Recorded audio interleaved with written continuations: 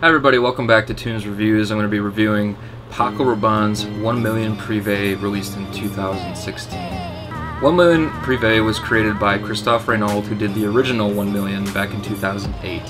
Now, this particular fragrance is a welcomed addition to the flankers that they have from 1 Million. And 1 Million has made kind of like a plethora of flankers at this point, and this one and the Intense version I think are welcomed wholeheartedly. Bottle sizes included for 1 Million Prive would be the 50ml and the 100ml, and they would run you anywhere between $50 and $90 American to purchase. The notes in this fragrance are blood orange, cinnamon, vanilla, tobacco, and some woods. For me, when I spray this on, the sprayer works decently.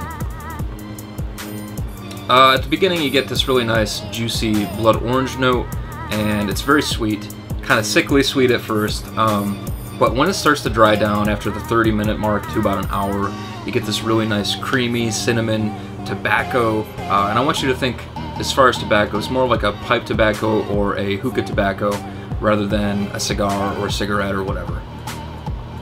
So the tobacco mingles well with the cinnamon and the vanilla and the woods, and it creates this really nice juicy kind of tobacco note. I feel like for me with this fragrance, after I spray it on, it becomes this really nice middle of the road, totally unisex fragrance that plays very well on my skin in particular. You get the creamy vanilla with the cinnamon and some really nice pipe tobacco.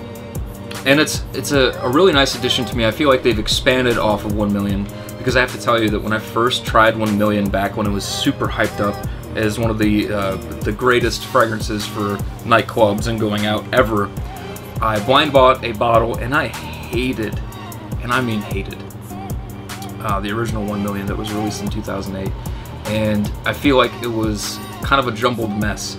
With Prive and even Intense, I feel like they took what was kind of a mixed bag of ingredients, synthetic bomb, and pulled out notes and added notes that made it so the fragrance was more fleshed out and a little bit more acceptable to wear and universally loved by people that are kind of fragrance snobs, as well as the general public that's just looking for a nice bottle of cologne to use for going out purposes.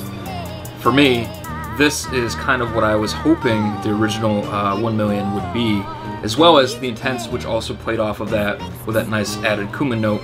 This one has that really nice tobacco note that's made it so anyone from later teens to up to 60 years old could pull this off and feel sexy wearing it.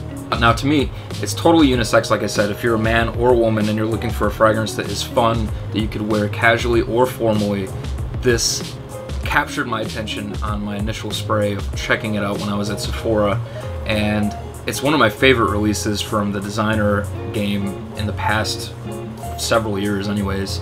For me, I feel like this was love at first sniff, and totally could use this in spring, fall, winter. It doesn't matter. I wouldn't use this in the summertime, but because it is so versatile, and the fragrance itself, the notes are something that I lean more towards anyways, with that nice spice element, the woods and the tobacco.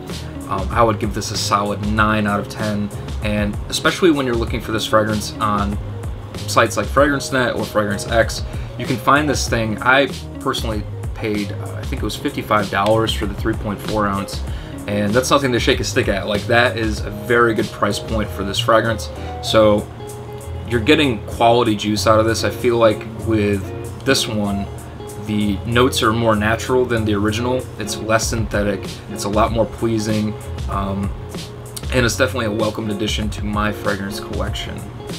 Alright everybody, I hope you enjoyed. I will be back soon for more reviews. Have a fragrant day.